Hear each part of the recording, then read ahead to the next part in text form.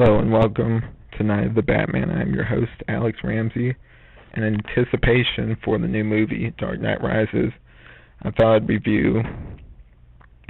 go a few years back and review the first of the serious Batman movies, Batman 1989. Okay, first, let me just give a brief summary like I always do.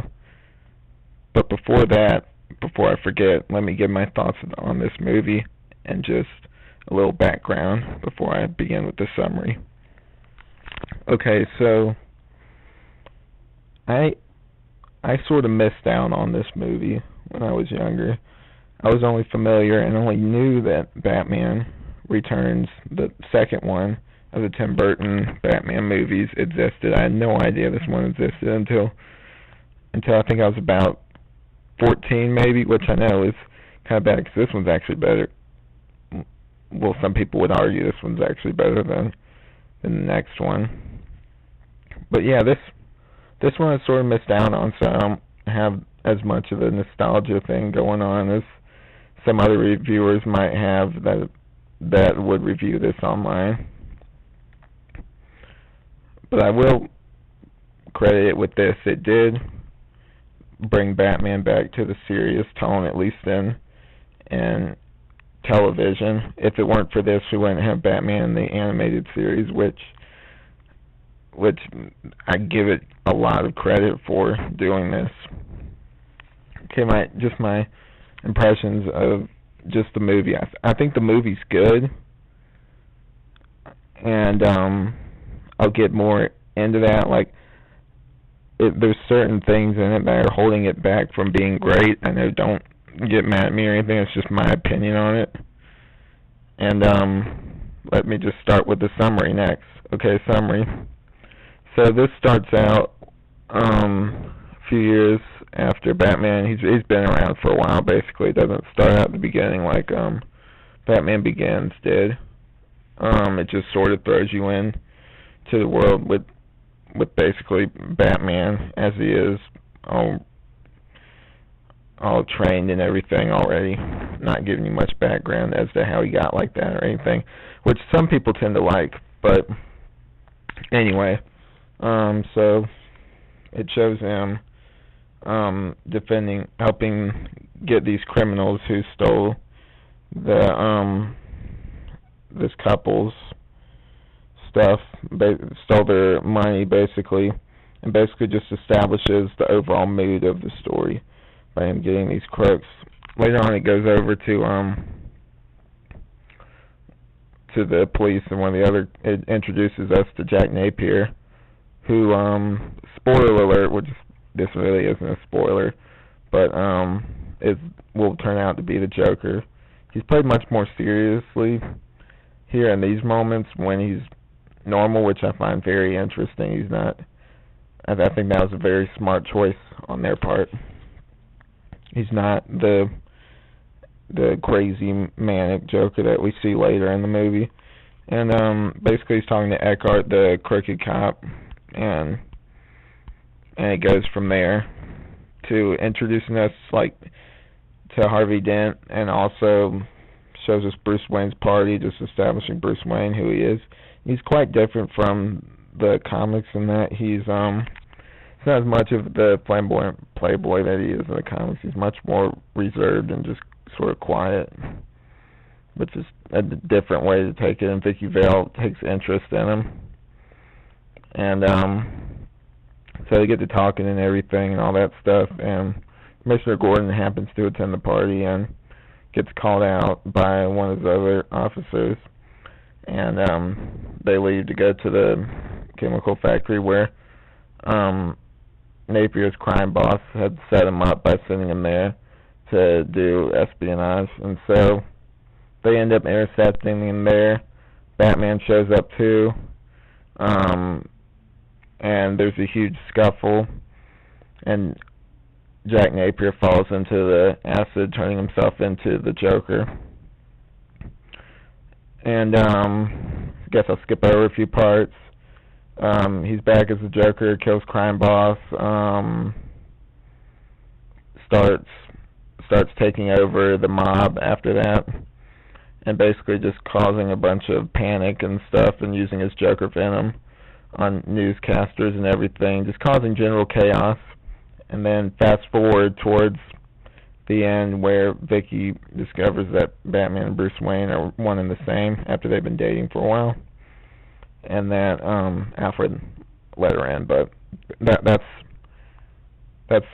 a big fan complaint. Like, a lot of people originally didn't like that Alfred would do something like that. But anyway, back to the story.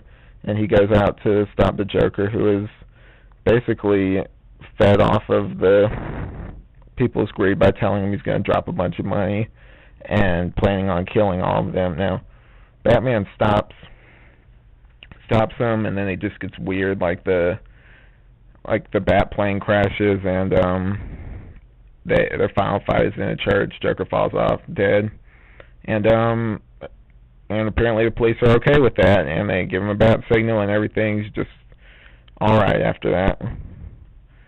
Okay.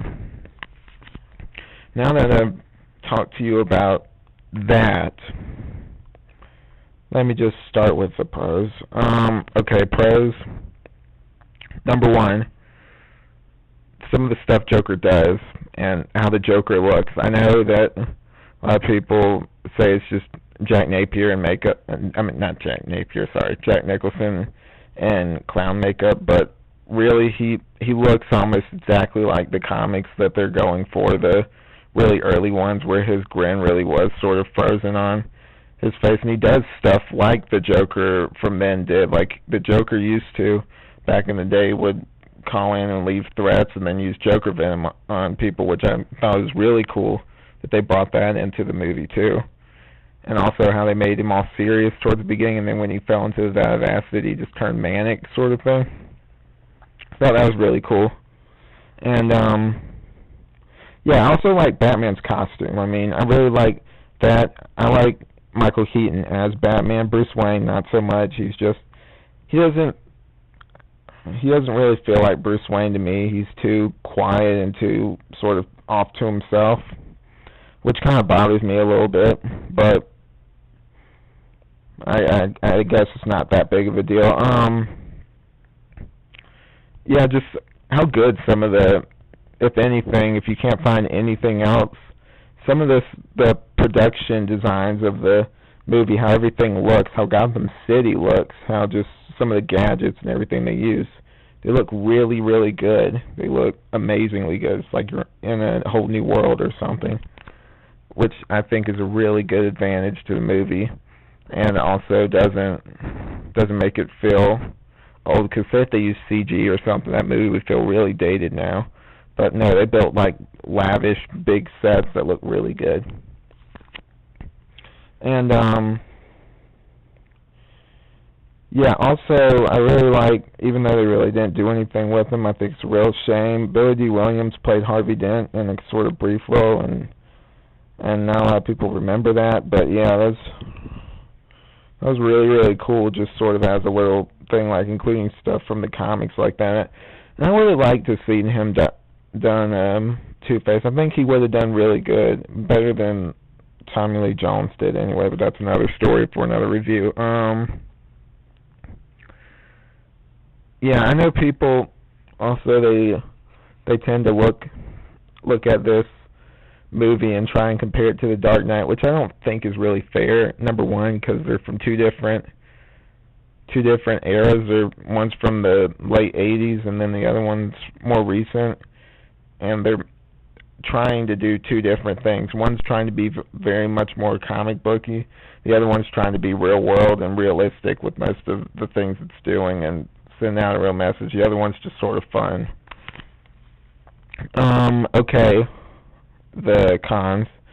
A lot of people have said that it's Jack Nicholson's movie, that Batman is barely in it, which I agree with. I mean, Jack Nicholson's Joker is really, he's interesting, but I think maybe they should have given a little bit more airtime to Batman / Bruce Wayne to delve into his character a little bit more. Because he barely feels like he's in the movie. I mean, yes, he does have scenes. It just gets, and that just only gets worse and the second one where he really is just barely in the movie. But yeah, I would like to see more Bruce Wayne and Batman and Alfred sort of talking and stuff like that, and let's focus on the villain. I mean, you could sort of tell by some of the posters and stuff that came out, and even the fact that Jack Nicholson got top billing, that in the posters, that he was going to be the primary focus. But still, it's called Batman. It's not called Joker. You need to. It's like take a little bit less focus. I mean, the Joker is interesting in this movie. I like his character. I think I'm one of the few that actually does. But yeah, I think he's really good in this movie. But yeah, just take a little less focus on him and put a little bit more focus on Bruce Wayne and the tragedy. I mean, they did delve into that, but it was only really briefly. They didn't really touch on that much. There was one flashback scene talking about basically what happened. It made Jack Nicholson's Joker like a young version of Jack Napier responsible, which it reminds me of Spider-Man 3 with the whole Sandman being responsible. I'm like, it just, that kind of stuff irritates me. I can't think of anything else. Oh yeah, here's a big one. Batman killing. And I know what their defense of this is. Batman killed in the old books. Well, that was very briefly. That didn't happen for a long time. He only carried a gun for a little while, and that's not really a good excuse, because that was only a brief, small, little, tiny chapter of the rest of this character's story, basically. That was only a little smaller part where he's first getting started out, and that's a stupid excuse. Oh, he started doing it at the beginning when he first started out. Batman doesn't kill. That's the one thing that really irritated me. Batman's just killing people off left and right, which he doesn't do. But again, if we didn't have this movie, we wouldn't have Batman the Animated Series, which again is another good reason why we have this. I mean, I know I sound like I'm hating on this movie and everything, but I'm really not. I like this movie. I enjoy it. There's just some parts in it that kind of irritate me. Joker getting dropped off a ledge and then them making him basically have to be a hero and putting his signal up in the sky. That kind of irritated me too. After the Joker dies, they're like, "Oh, we're gonna make you a hero and everything. You're the best. We didn't trust you before, but now that you killed one of our primary problems and threw him off a ledge, no, you're okay now." But I go on and on about that. But yeah, one other really good thing that I forgot to mention in the pros, I'll mention now, is the music by Danny Elfman, which carried on into the animated series. It's really, really good. It's one of his best scores and one of his most memorable ones, and I love it. It's great. It's one of the greatest parts of this movie, and the next one too. Yeah, while I'm still on stuff I really like that that they incorporated the Joker Venom and the whole him giving messages and hacking into airwaves on TV and delivering messages, because he did that in the comics. He especially with the Steve Englehart and I think the Denny O'Neil run, he did that a lot. And he also did that way back in the day when he was first started. He used to hack into radios and deliver threats about him poisoning people and stuff, which I thought that was really cool, how they made that part of the character. I think that's all the pros and cons I can think of. Yeah, so if I were to rate this movie, I would give it, on my 5-point system, I would give it a 3 out of 5, which means it was good.